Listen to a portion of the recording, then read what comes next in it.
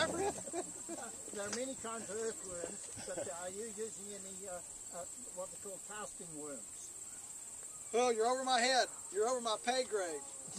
I don't know. I mean, I know that there are red wigglers and ones that thrive more in more putrefied, fermented type conditions. Some that don't. I'm not sure. We just whatever's here is here. We haven't seeded any. And the important thing is you've never had any Roundup on the place. That's right. We've never had any Roundup. And we also have extremely active dung beetles. If you see any cow pats here, see the eggmobile will move up here where we are tomorrow. And if you see any cow pies with a little mound of dirt next to it, those are dung beetles. And so the chickens act as a biological pasture sanitizer to spread out the cow pats as we go. We're going to drive by it slowly. As we drive by it, you'll notice there are no cow patties to be seen. Those have all been distributed into the pasture. We'll also drive by the turkeys because we've got to get to the broilers. We'll drive by the turkeys. They're in the netting material. We'll talk about that when we get to the broilers. But those turkeys get moved every couple of days. And we would have processed them, but I knew you were coming, so I just wanted to leave enough here as a token so that you can see the way we did the turkeys. These are the last ones. We'll do them on Wednesday, and those are the Thanksgiving turkeys. Now, we have hundreds of turkeys at the other farms run by subcontractors who are former interns and apprentices running these other farms as independent, non-employee, customized, packaged, commission-based subcontract, autonomous team players. So they're out there. So these are the only turkeys we've got left right here. Most of the turkeys are out at other places.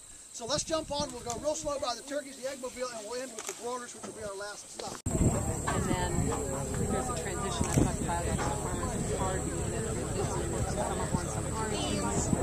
By the farmers say they don't believe they got started. Sorry, that's what you're headed for.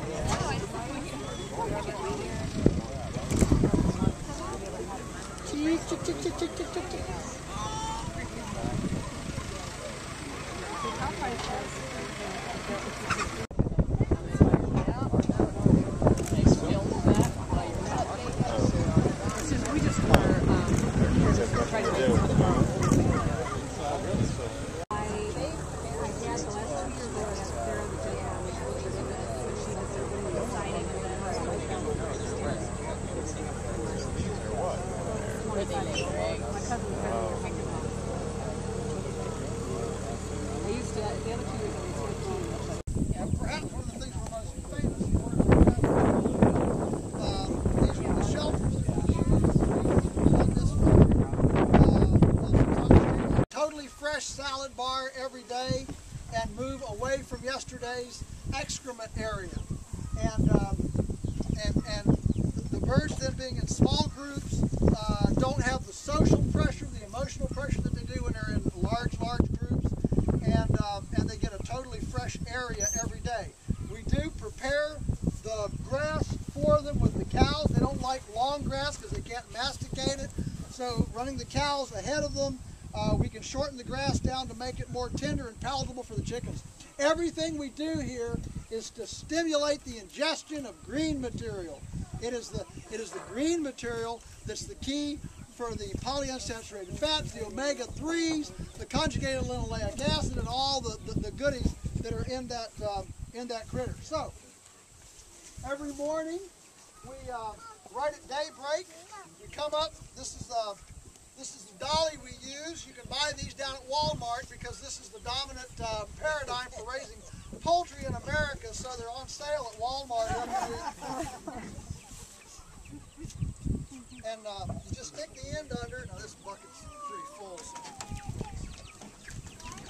But you stick the dolly under, and then the birds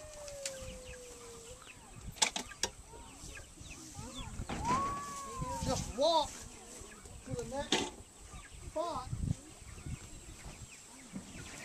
Oh wow.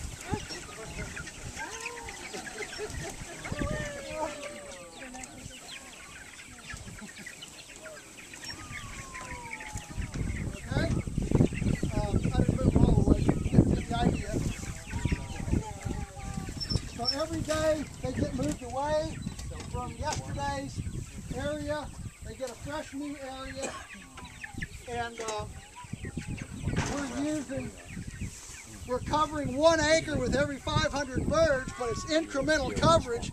If you took these same birds and gave them their acre for the whole time, you'd end up with a dirt pile. But because they're only on there for a 24-hour period, it stimulates their ingestion of material, keeps them more active.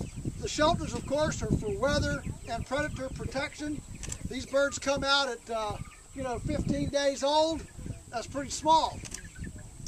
The turkeys are brooded with the broilers to start. If you've ever raised turkeys, you know that a young turkey, baby turkey called a poult, has one great goal in life, and that is to figure out a more creative way to die. And so we raise them at a 1-to-5 ratio with chicks. So the chicks act as teachers, and the poults are the students. So at a 1-to-5 student-teacher ratio, there's enough teachers to keep the poults alive.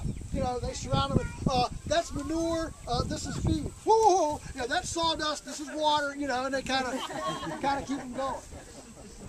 Then they come on out with the broilers, and then at 7 weeks, these ungrateful turkey students start beating up on their mentors. So then we pull them out and put them down there in the netting. Now that netting is extremely high-tech material. It's only been around for 20 years. And this is when I don't let people leave here saying, we went to this cool, nostalgic grandpa's farm. No, Grandpa would have given his eye teeth for the stuff that we have. Then took computer microchip technology to shorten the spark length down to 0.004 of a second under 10,000 volts of pressure to put enough pain through a filament, a thread filament that did not have enough resistance in it to belt the polyethylene webbing. This is space age stuff, okay?